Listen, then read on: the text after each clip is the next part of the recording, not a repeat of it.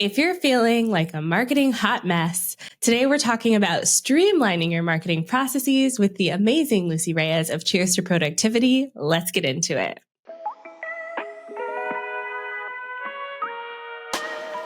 Welcome to the Mindful Marketing Podcast. I'm your host, Andrea Jones. Tune in every week as we redefine marketing playbooks to break free from what we should do so that we can scroll less, connect more, and grow together.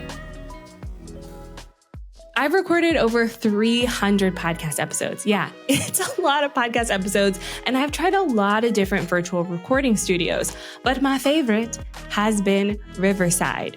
Riverside makes their virtual recording studio look so profesh. My guests love it. Plus, I also low-key love recording YouTube videos in here as well because it's so easy to use. My team also loves Riverside because it spits out separate audio, video tracks, making editing easy breezy, lemon squeezy. And if you want a little magic, they've got this tool called Magic Clips, which uses AI to take your video and turn it into perfect social media sized videos. I'm talking vertical videos for TikTok and Instagram, Facebook Reels, all the places you can post these videos with the captions included, and you don't have to hunt and search for that perfect clip. So if you want to try this out for yourself, click the link that goes with this video, or if you're listening to the audio on the podcast, it's in the show notes, okay? Click that link, use the 15% off coupon code. It's DREA, D-R-E-A, and try Riverside for yourself. Thank you, Riverside. Lucy, welcome to the show. Hi, thank you so much for having me. I'm so excited to have this conversation with you. I'm excited that you're here. We were talking before the show. I feel like I know you because you've been in my community. We're in other communities together. And I just love your mission and your business, all about productivity. How did that start though? Let's go back, rewind, origin story. How did you get into talking about productivity? Yeah, so it's actually a funny story because that's not how I first came into the online space. I remember back when I was still my corporate job and my husband was still my boyfriend and we were driving from back into town from going out of town. And I remember searching up like, oh, we should start a side hustle. Like, let's make some extra money on the side. And so I went to Pinterest and I found all the pins that were saying, this is how you start a blog and this is how you make money online. And so I dived into that and I started a mom blog, which I still have to this day. It's not like my focus, but over time, I learned how to build that up. I have that up and running. And then I transitioned into becoming a blog coach. I was still working my corporate job. I got completely burnt out with all the demands of my corporate job. It was a very demanding industry. And eventually I just had to quit. And that period, looking back, I'm like, wow, like I was so burnt out. I had to take a break from my entire business. Like it just completely shut down. I got pregnant and I couldn't function anymore. Like I was in bed throughout my entire pregnancy with my daughter. And coming back was kind of like this aha moment of realizing like, wait, I don't even like what I'm teaching right now. Like, what is it that I want to do? And it wasn't until I had a conversation with with one of my friends that she pointed out that just because you're good at something doesn't mean that someone else is good at something. And that was kind of the aha moment for me of like, oh, looking back on my mom blog, most of the posts ended up becoming time management for working moms. And I just didn't realize that was my thing. And that's when I went all in. I had all this content. I used to be cheers to blogging. So I completely changed my business. I rebranded. I hosted a summit so that way I could get that ode me into the past. Like she's gone. This is what I do now. And now it's just been productivity, organization systems, Trello ever since. I hear you on the mom life. Like it is something else. It's a whole new level of like, I wouldn't say balancing because it's never quite balanced. Maybe balancing is the right word then, because it's like, okay, sometimes it's more over here, more over there, but it is like a whole new level of productivity that's needed when you have these littles that you're chasing after, which I love that this is like birthed from necessity, all of the things you're talking about here. So for those people who are listening, can you define what productivity means to you? Yeah. So productivity has, some negative connotations of like, you have to do more, you have to hustle, you have to do this. And just like, we have the mindful marketing podcast, like it's the mindful productivity. Like you don't have to do more. Like I actually am a huge advocate for resting, taking time off or taking breaks, for enjoying the things that you want to do. And it is about, kind of like you said, it's not about having a balance, but it's figuring out what a balance on a certain time of day looks like for you at a certain period of time. Sometimes that means you're sitting at home and watching Netflix all day while your task list keeps growing. And that's fine. Sometimes that's what you need to actually overcome that creativity slump that you might be experiencing. I know sometimes my husband will be like, oh, that was such an unproductive day because we just sat at home and did nothing. And I'm like, nope. That was completely productive for me. That is exactly what I needed today. Because now when you get back to work on a Monday or whatever the time is, then you're feeling more refreshed. You're open to new ideas. And so I guess that's a really long-winded answer for productivity, but it's really just about helping you get more of the right things done without having to do more. Yeah, we're team not doing more over here. I love that. And I love that you also mentioned that rest can be productive as well. Basically we do need to recharge and we do need to make sure that we like to be productive. Having that rest is so, so important. And I love that you mentioned that too, because that's part of that balancing act. Okay. So let's dive into marketing automations. I love this conversation because there are so many things, tools, and things that can help us automate so that we can be more productive. But how do we know which marketing tasks to automate first? Like, how do we know where to start? So the ones that I recommend that you start with are the ones that you find yourself repeating yourself doing often. So even if it's a tiny, tiny task that you're just like, I'm clicking this button or moving this card over here, or I'm just repeating this specific task over and over again, it's something that can more than likely be automated. And it's such an easy way to just get it off your plate and not have it feeling like, is this huge, big thing that you have to set up on Zapier or something, like you're like, oh, like it feels overwhelming. So I actually recommend that you start with like the smallest task that you're just like, oh, it just takes 1 to 2 seconds to do. And it's like, well, those 1 to 2 seconds add up. And the more automations you create, then you're adding minutes. And then the more minutes, you're saving hours. So I really recommend that you focus on what are those tiny, tiny tasks that you're repeating that would only save you maybe a few seconds, and set up an automation for that. And you'll see just how much of a relief, even just those few seconds saved, how much is going to help you. Yeah. Can you give us an example of like what one of those tiny tasks could be? Like what give me, like, paint the picture for me. Okay. So I'm a Trello girly. We chatted before. So one of my most, like I just received a message from one of my members today about her Trello automations that she was setting up. And there is an automation where you can, I use Instagram. Like, let's use Instagram. We all love Instagram. So on your Instagram content planner, if you have, different lists for reels, Instagram stories, posts, you can have like whenever a card is added for a specific type of content that you're going to create, it automatically adds your task list for you. So that way you don't have to like manually type them out yourself. It can automatically add a label for you. So it's automatically labeling this card is a reel, or this card is going to be an Instagram post. And you don't have to like drag it over, add the label, and then get started. It's all done automatically for you.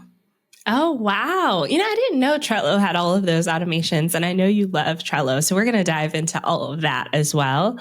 But I love how simple it could be, is like, okay, if we're typing the same things over and over again, let's just have it set up for us. And now my brain's thinking about how to do this in Google Docs. I'm sure there's a way, because there's a bunch of docs where like we duplicate them all the time.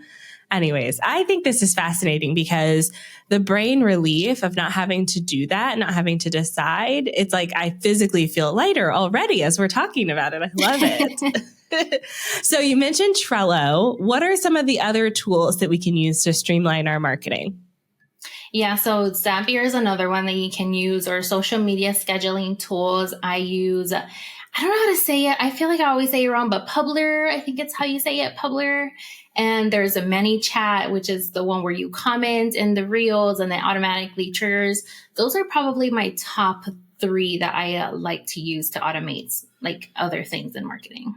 Yes, I'm a Zapier girl. I tried to cancel my subscription last year and move to something else. And I was just like, I cannot, I have too much. It would take so much time to move over to something else at this point. And it really does button everything up so that all my tools talk to each other. So I love that too. Okay, we're going to take a quick break. And when we come back, we're going to talk more about Trello because I'm so curious about these automations. So when we get back, we'll dive into that. If you're tired of always feeling like you're starting from scratch with your marketing content, spending so much time for something that just is gone in a snap, I have the best solution for you. It is called the Digital Brain Power Pack, our brand new resource for online business owners. And it's designed so that you don't have any more one-hit wonders. You get to store all of your best content in your very own custom created digital vault. So you can repurpose eloquently and you can say goodbye to the never ending desire or need we feel to create completely custom content on social media. Grab the Digital Brain Power Pack today for only $17. And your past content is pure gold. So with this Digital Brain, we are going to mine that content for the gold that it is, shine it up, repackage it, rejuvenate it, and make it feel brand new again, even though you're posting old content on social media. Okay, so what does the Digital Brain Power Pack come with? It comes with our Digital Brain training, so you can really kickstart your journey, know where to start, how to update it. It comes with the ready-to-use template in Airtable, which is my tool of choice when it comes to building out digital brains. It comes with real life examples so you can see digital brains in the wild. And yes, you'll get to peek at my own digital brain. Sneaky, sneaky. And if you are an agency or social media manager, I have a mini training for you in there on how to do this for your clients. So if you are ready to take your content past, present, future to the next level, give that endless hustle the boot and embrace your brilliance, the things you've already created. Again, $17. The link is onlinedrea.com/digital-brain. And we're back. So I want to dive into Trello in a moment. But one of my questions before we get into Trello specifically is mistakes. So I know that as a business owner, it can be really exciting once we dive into the world of automations. But what are the warnings we should look out for as we're starting to automate all of the things? Yes, I think that if you are one who gets excited about creating automations, I think once you start creating them and you start seeing the power of them, then you could get excited. And then there's ones that shy away. But I would say don't go all in too fast, because automations are the things that you do have to give it some time to see if it's working and if it's doing what it was supposed to do. I've definitely set up automations where I created a whole bunch and then I realized I made a mistake in them. And now they're triggering the wrong email or they're triggering the wrong thing. And now I have to go back and fix all of the ones I did because I just went all in. So I would say create one, make sure it works the way that you want it to before you duplicate it for another similar task. That is for automation, specifically for project management, like your systems. And definitely don't cram everything into one system because it can get super overwhelming. That is probably the biggest system mistake that I see is, people come to me and they come with one big, huge Trello board and it has everything in their business. And so they can't break it down fully and get detailed with the different tasks. So for automations and systems, I would say those are the 2 biggest mistakes I see. Yeah. And I think it is human nature to get excited about it. But it's kind of like building something for the first time.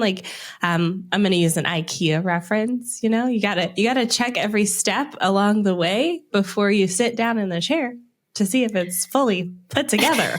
And so I feel like that's how it is with automation. Sometimes you got to check each step along the way and make sure we're not relying on it too much, because as much as I love the robot, sometimes there are just some things that are better off left to a human. I'll give an example as well too. we tried to automate some like welcome emails in our business, specifically for our mentorship program. And I found that sending the personal email, we still have a template for it, but sending the personal email just got a better response than the automation did. So we automate everything else. And then this one thing, we're just going to take a moment and send the personal email. But we do have an automation that's like a reminder. So when someone joins the program, Zapier will create an Asana task. And then it's like, oh, send this person this email. And so we do have automations to help us with that. But still, the personal email, the personal touch, sometimes it can't be skipped over, you know? Yes, I love those. I actually want to like piggyback on those too, because you said some great things there. So the IKEA, my shelf, you can't see it right now unless I turn my camera, but my shelving here, I made that mistake. I went all in, like putting all the pieces together. It's like, I don't need instructions. I know how to do this.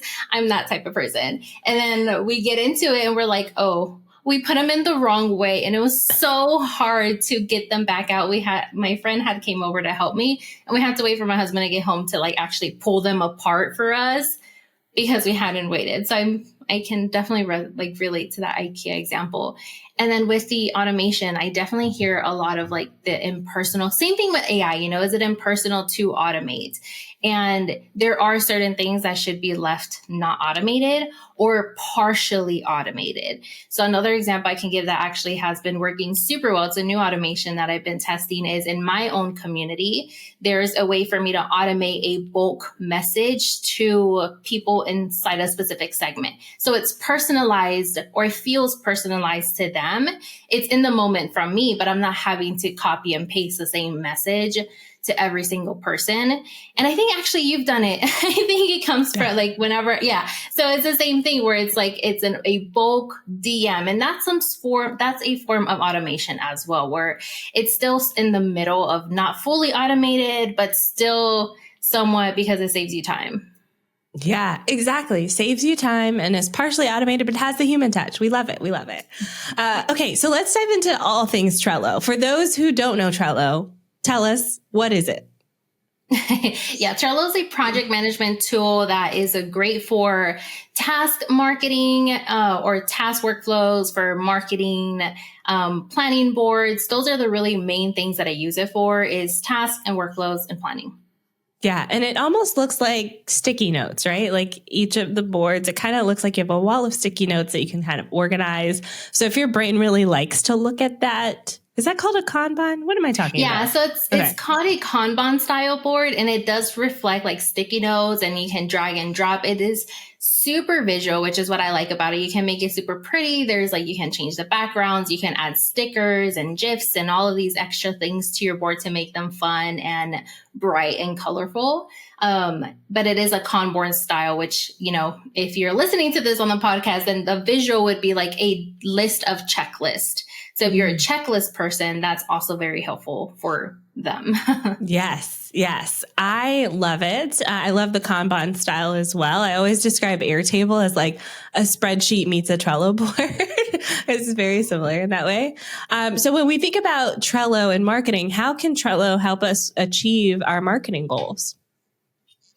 Yeah. So like we were talking about with automations, it can help you set up certain automations to where it's integrating and talking to other tools. So ManyChat, you can set it up to where, it talks to your ConvertKit, and then it goes from ConvertKit. You can have Zapier connected to your Trello board, for example. So there's like a flow where you can really get in touch with the people who are actively signing up for things that you're doing. You can create different Trello boards for the different types of marketing tasks that you're doing. So I actually really recommend that you create, if you are a Trello user, that you are creating a separate board for every single part of the marketing, like the different platforms. So one for LinkedIn, one for Instagram, one for Facebook, because all of the different platforms have different algorithms and they have different features that you can use. They have different customers on the platform. So it's not like a copy paste exactly across multiple platforms. It's not the same flow of tasks.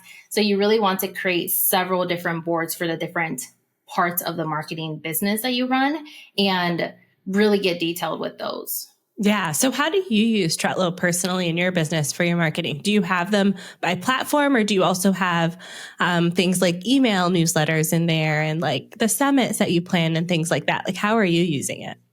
Yeah. So I have a board for everything. So I have an email newsletter planning board, and that board is strictly my email newsletters because I can look at a calendar view. I can look to see when am I sending certain emails, what type of email is it? What is the topic of the email? Has it like where in the process is it? Am I drafting it? Have I already scheduled it? Is it ready to go?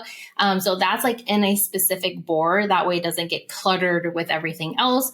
So I have one for Instagram, where Instagram, it's broken down by reels, Instagram stories, blog post, or not blog post, by post, like static feed post. Each one has different steps, right? My Instagram stories is way smaller than, creating a reel, which involves recording and editing and maybe scripting the B-roll, or not the B-roll, but scripting the talking head tip, right? So there's different tasks there. And then that's on an Instagram board. I have one for LinkedIn, the same thing. So every single part has a different board because I can get super specific, super detailed with what I'm doing on that platform, what my goal is for that platform. I can just customize a board for that. Yeah. And as far as automations go, I think you mentioned this earlier, but Trello is the content planning hub. And then you take that content and you post it either through Publer or natively on the platform, correct? Yep. Yep. And I've actually been able to use it to where it's almost eliminated the need for some of the scheduling tools that I have. So I don't use Tailwind anymore. That's very recent, but I've been able to create the Pinterest board that I have in a way that it makes it really easy to just manually schedule my pins for it. Same thing with Instagram. Since it's on my phone, Trello has an app that's really, really good. I can just get the notification that's like, oh, it's time to post. And then I post the reel and it's already ready to go. So definitely it helps save some money too if you want to get rid of some of those extra tools. So is the notification coming from Trello? Yes. Oh, interesting. I didn't know it could do that. Very cool. So I use Airtable in a very similar way, but I don't have a notification for when it's time to post. I feel like I could probably add that in. So you've just inspired me with that. And I always say, like, if you're listening to this and you're like, should I use Trello? Should I use Airtable? Just try it and see what works for your brain. Airtable, like my brain is like, oh, this is delicious. Like I can't get enough of it. But some people, they're like, nope, Trello all the way, or they're Notion, or, whatever the case may be. All of these are just tools. So you figure out which one works for you. Trello works for Lucy. Airtable works for Andrea. It's all good. It's all good. So when we think about Trello, what are some of the mistakes that people make as they're starting to build out all of their boards and as they're starting to dive into some of the automations there? Yeah, kind of what we had mentioned before about just creating one board for all of the things. So I see like a social media board that's very common where you're trying to put everything social media into one specific board where it's like an Instagram list and then a Facebook list and a LinkedIn post list. So that way you can see it all in one view. I see that very often. But what happens is you're not able to get your full strategy for everything in there. Or if you do, it becomes this really, really big, overwhelming board where you can no longer find things. You don't know where you put in that one post. You don't know how to access the link to your Canva pins that you saved in one of the cards on Trello. And so that's one of the biggest mistakes. And then the second one I would say is naming your boards. You really want to get strategic with the names for your Trello board. So that way, you know exactly what is on that specific board. There's one that's very common that's just like ideas. And it's like, well, what kind of ideas? And then you have so many ideas as an entrepreneur. So then it becomes this list of hundreds and hundreds of ideas that are now going to sit there because you don't have them categorized in a specific way. You can't find them. And now they're just kind of going to be it's like a little graveyard of great, amazing, awesome ideas. Yeah. It's like that junk drawer in the kitchen where you're like, we're just going to put random stuff here and then it's never going to see the light of day again. Yes. Why do we all have that? No, it's a universal experience, I think, but you're so right. That's what my Google Keep looks like right now. It's just a bunch of random thoughts that I go through occasionally. And I'm like, oh yeah, this was a good thought. It just lives there. I should totally make a Trello board and organize it. But yeah, that's future Andrea, wishful thinking. I mean, you could do it in Airtable too. Like you said, like all of this works on all of the platforms. It's just different terms or features for your specific platform, but you can do it. I like Airtable for certain things. So I'm like, there's definitely a way that you can do that. Yeah. I would actually, so let me throw in a tip here is like, if you do use Trello or you use Airtable or something else, if you have certain boards or certain places where you store things, just add something in there that says like brain dump for that specific thing. So on my Instagram board, I have a card that says notes or brain dump. So if I have an idea specifically for Instagram, I add it to that Trello board. Oh, see, that's smart thinking. So then they can all stay in the same place. Okay, cool. I could definitely do that. I love it. Thank you, Lucy, for being on the show today. I know you have a quiz that will help us figure out what kind of planner we are. Tell us about the quiz. Yeah, so it's a free quiz. You can find it at cheerstoproductivity.com/quiz. And it's a super fun quiz. I get lots of feedback on how it's like super relatable to how they are actually as a planner. So it'll help you. It'll send you a curated list of my own podcasts. I have my own podcast, the Cheerful Productive Chats. And it'll send you a curated list on how to help you plan the tasks in your business, depending on whether you are a little bit more structured, if you're a little bit more flexible, if you're kind of in the middle. And it's just a really fun quiz. Yeah, check it out. I'll put the link to that in the show notes as well. OnlineDrea.com/314, as well as all the links to connect with Lucy and her company, Cheers to Productivity, on social media. What's your favorite platform right now? Oof, it's a toss up between Instagram and LinkedIn. Okay. Still like kind of been going back and forth. Yeah, I love it. Okay, so I'll put links to all of that in the show notes as well. Make sure you connect with Lucy and everything she has. Lucy, thank you again for being on the show. Thank you so much for having me. And thank you, dear listener, for tuning into another episode of the Mindful Marketing Podcast. Make sure you connect with us on Apple Podcasts or Spotify. Leave a 5-star rating. Helps keep us in the top 100 marketing shows, which is all thanks to your listenership. Appreciate it. Next week, we're doing a marketing automations roundtable, so stay tuned for that. I'll see you then. Bye for now.